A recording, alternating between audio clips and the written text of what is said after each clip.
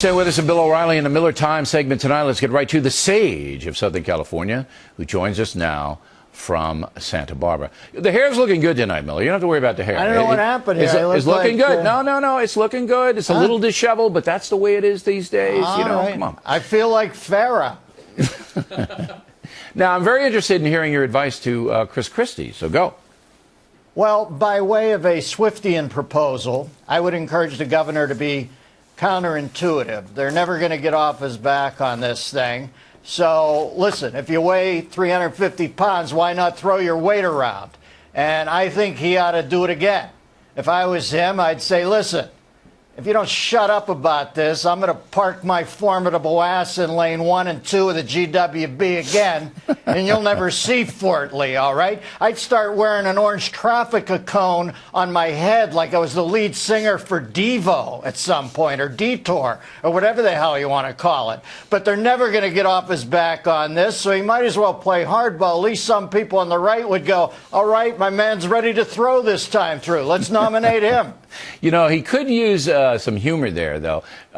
Interestingly enough, you invoked Jonathan Swift, who did do a lot of things that were crazy in a very, very, satirical way. And Christie might think about that. That is if he's innocent, if he didn't do anything. He might start to say, you know what? Fine. You think I'm that way? I'm going to go hike across the bridge. I know you're a big Justin Bieber fan. You have all his albums and CDs. The very disturbing report from NBC. Let's roll the tape. For the first time, exclusive new details from inside Justin Bieber's private jet. When federal agents boarded and searched his luxury G4 in New Jersey last Friday, law enforcement sources tell NBC News there was still a strong odor of marijuana and smoke in the air. Pot smoke so thick during the flight, sources say the pilots had to put on oxygen masks so they wouldn't get high.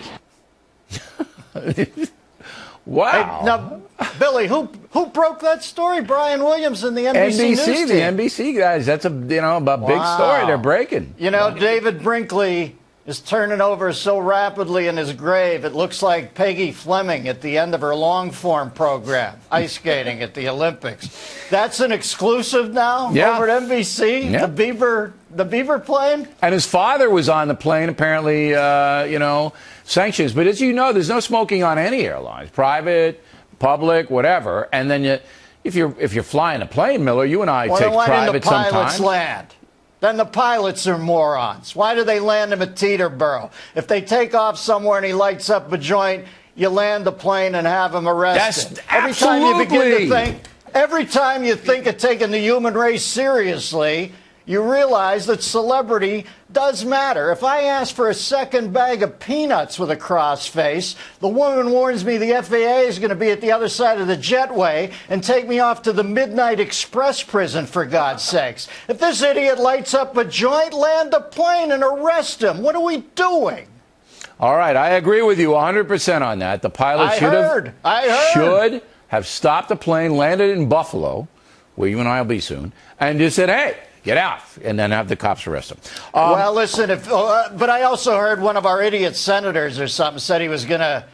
Can you believe with all the crap we got in the world, I got an idiot senator talking about deporting him? I mean, for God's sakes, that senator will say deport him back to Canada, tell him to come down, go into Mexico and become legal Mexican, and then come back into the country illegally as a Mexican. That's how screwed up our country is right now. Now, Miller, I was shocked you didn't watch the Super Bowl. I know you're a football fan. Why didn't you watch it? Because I used to watch football for all the escape from the mindless crap of the week. Then Goodell became the commissioner, and he began to remind me of Barack O'Roger. It was all about going under the hood for 6 minutes to see where a ball should be placed. It's all about they have a hitting zone that's smaller than the crowd at Roy Cohn's funeral. And if I say something like, they're grown men, let them play football, they go, what do you want, people crippled? I just took it all at face value, and I said, he's right. I don't want to waste time on this anymore. So for the first time, I didn't watch it, and I can't say it wasn't somewhat anxiety-provoking. I'm used to watching it. I've never missed the Super Bowl. But Goodell, you finally accomplished your goal. You've driven a lifelong fan away. I wish you luck with the game. I'm going back to baseball and hockey. Did you watch highlights, Miller? No, I saw the opening thing where you know, the ball got hiked over his head, but that's all I've seen. Listen, I love Peyton Manning. I wish he'd won because he seems like a good guy. I like Pete Carroll, but I just think Peyton's a classy cat. But he got his butt kicked. It doesn't sound like I missed something that would have pleased me anyway. But I just want to say the NFL just isn't what it used to be. I got sick of whining about it. I just quit watching. It's no big deal. It was the biggest watched game ever in the history of the planet. You didn't watch Bruno? I knew I didn't have to watch the interview because it was Groundhog Day, and Obama's interviews all sound the same to me anyway. It's like the Bill Murray film. This was different. And how about Bruno Mars? You didn't write Bruno. Come on.